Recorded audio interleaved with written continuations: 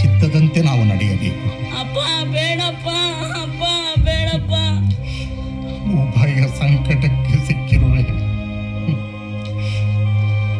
ಅತ್ತ ದೈವ, ಇತ್ತ ಮಗ. ನೆಚ್ಚಿನ ಕಂದನನ್ನು ಕೈಯಾರೆ ಕೊಲ್ಲುವುದೇ.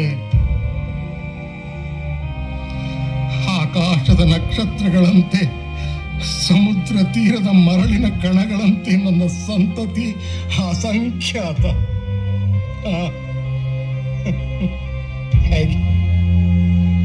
ಹಾಗೆ ನನ್ನ ಒಬ್ಬನೇ ಮಗನನ್ನು ಕೊಂದ ಮೇಲ ಇಷ್ಟೆಲ್ಲ ಆಸ್ತಿ ಪಾಸ್ತಿ, ದನ ಕರು ಕುರಿ ಆಳುಗಳ ಯಾತಕ್ಕೆ? ನನ್ನ ಮನೆ ದಾಸನನ್ನು ಉತ್ತರಾಧಿಕಾರಿ ಮಾಡುವುದಕ್ಕ? ಮುದಿ ವಯಸ್ಸಿನಲ್ಲಿ ಮನೆ ಬೆಳಗುತ್ತಿದ್ದ ಮಗನಿಗೆ ಅಕಾಲ ಮೃತ್ಯುವೇ. ತಂದೆಯ ಕೈಯಿಂದಲೇ ಮಗನ ಅಂತ್ಯವೇ.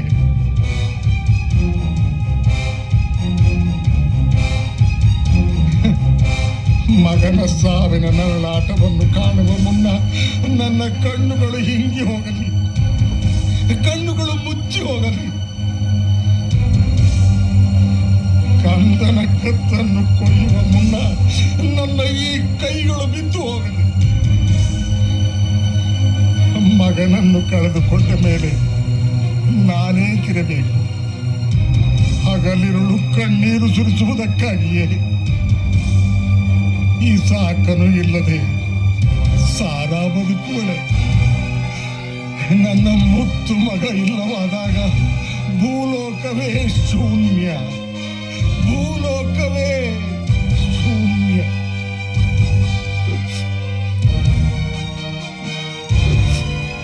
ಆದರೇನು ಮಾಡುವುದು? ಮೊದಲು ದೇವರ ಆಜ್ಞೆ ನೆರವೇರಬೇಕು. ಕೊಟ್ಟ ಮಾತಿಗೆ ತಪ್ಪದೇ ನಡೆಯಬೇಕು.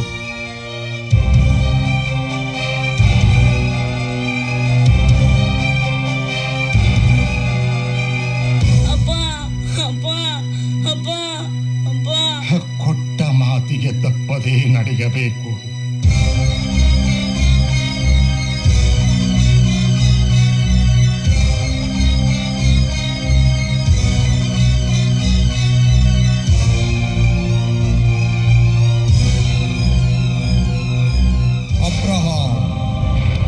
ತಡೆ, ಇಸಾಕನನ್ನು ಕೊಲ್ಲಬೇಡ. ಇರುವ ಒಬ್ಬನೇ ಮಗನನ್ನು ನೀನು ಬಲಿ ಕೊಡಲು ಹಿಂಜರಿಯಲಿಲ್ಲ. ನಿನ್ನ ಭಯಭಕ್ತಿ ಮಹತ್ವವಾದದ್ದು. ನಿನ್ನ ಸಂತತಿಯನ್ನು ಆಕಾಶದ ನಕ್ಷತ್ರದಂತೆಯೂ ಸಮುದ್ರ ತೀರದ ಮರಳಿನಂತೆಯೂ ಅಸಂಖ್ಯವಾಗಿ ಮಾಡುತ್ತೇನೆ. ನೀನು ನನ್ನ ಮಾತನ್ನು ಕೇಳಿದ್ದರಿಂದ ನಿನ್ನ ಸಂತತಿಯ ಮೂಲಕ ವಿಶ್ವದ ಎಲ್ಲಾ ರಾಷ್ಟ್ರಗಳಿಗೂ ಆಶೀರ್ವಾದ ನೀಡುವೆನು. ಇದು ಸರ್ವೇಶ್ವರನ ನುಡಿ.